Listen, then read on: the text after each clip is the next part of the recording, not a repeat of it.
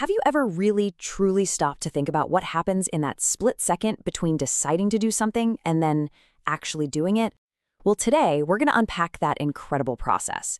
We're going to follow the journey from a simple thought all the way to a physical action. Let's trace the signal. I mean, it seems so simple, right? You think, hey, pick up that cup of coffee and your hand just does it. But underneath that one little action is this absolutely stunningly complex, high-speed network of communication and power. So yeah, we're going to trace that signal from the very start all the way to the finish line. Okay, so before a single thing can happen, before any action, your body needs fuel. And the number one fuel we're talking about here is oxygen. It all starts with something we do all day, every day. The simple, rhythmic act of breathing. Here's a detail about breathing you might not have thought about. Taking a breath in, what we call inspiration, that's an active process. Your muscles have to contract to make it happen. But breathing out, for the most part, that's totally passive. Your lungs are so elastic, they just kind of spring back into shape, pushing the air out all on their own. So deep inside your lungs, you have millions of these tiny little air sacs called alveoli. Think of them like microscopic balloons. Now, without this soapy stuff called surfactant keeping them open, they'd get all sticky and collapse every single time you breathed out. This stuff is absolutely crucial for making sure we can actually, breathe efficiently. And this right here, this is just the beautiful magic of diffusion. It's so simple. Gases always move from an area of high pressure to an area of low pressure. So your blood shows up at the lungs, it's low on oxygen and packed with carbon dioxide. The air you just breathed in, it's the complete opposite. So with literally zero effort, they just swap places. So where does all that fresh oxygen go? Well, it doesn't just float around in your blood. You can think of your red blood cells as a massive fleet of microscopic taxis, and the protein hemoglobin, that's the driver. Almost all of the oxygen, a full 97%, hitches a ride on hemoglobin to get delivered exactly where it needs to go. Now, the return trip for the waste product, carbon dioxide, that's a whole different story. It's way more complex.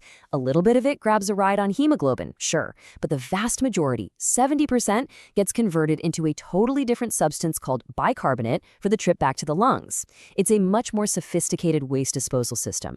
All right, so our muscles have the oxygen they need to get to work, but how do they get the message to actually do something in the first place? Well, that happens through the body's own electrical wiring, the nervous system. This is just fascinating. Every single one of your nerve cells, your neurons, is literally a tiny charged battery.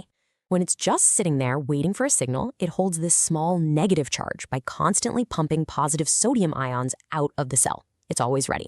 And this is the signal itself. It's this all-or-nothing electrical explosion. So first, it's resting, charged up. Then a signal arrives, and bam! Gates fly open, positive sodium ions rush in, and the charge flips from negative to positive. That's the neuron firing. And just as quickly, other gates open to let potassium out, resetting the whole thing back to negative in a fraction of a second, ready to fire all over again. So that electrical wave is the message. But where does it even come from? How does a simple thought, an intention in your brain, actually kick off that signal?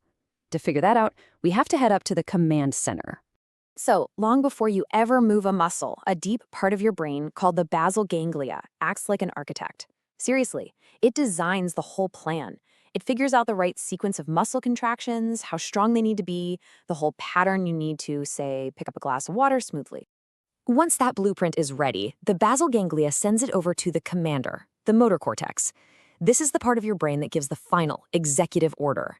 It sends that action potential, that big go signal, rocketing down the superhighway of nerves called the pyramidal tract, straight to the specific muscles you need to move. So, the command has been sent, the action is happening. But that's not the whole story, not even close. What's truly amazing, maybe the most amazing part, are all the systems working in the background, making sure your movements are smooth and your body is stable, all without you ever thinking about it. Honestly, the autocorrect analogy is just perfect.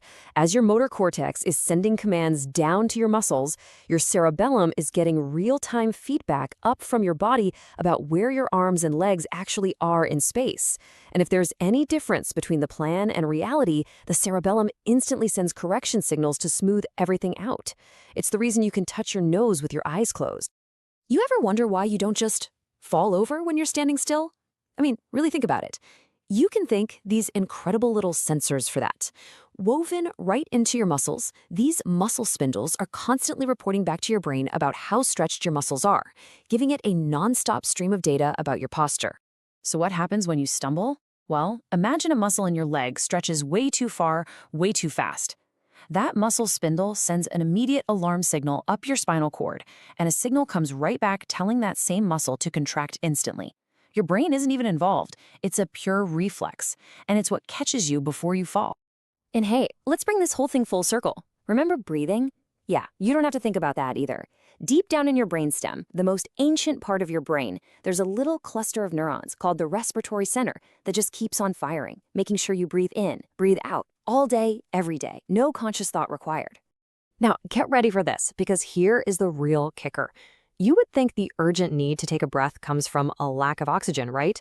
Nope, wrong. The primary trigger, the thing that really makes you feel like you have to breathe, is actually a buildup of carbon dioxide, which makes your blood a tiny bit more acidic. Your brain is obsessed with getting rid of that CO2. The need for oxygen? That's just the backup system. So there you have it. It's this beautiful, perfectly interconnected system. You start with the fuel, breathing in oxygen, then comes the command as your nerves fire those lightning-fast electrical signals. Then the execution as your brain's command centers plan and initiate the movement, and all the while, this amazing autopilot is refining, correcting, and regulating everything in the background. And that really brings us to our final thought. All of this, it happens automatically, completely beneath the surface of your conscious mind.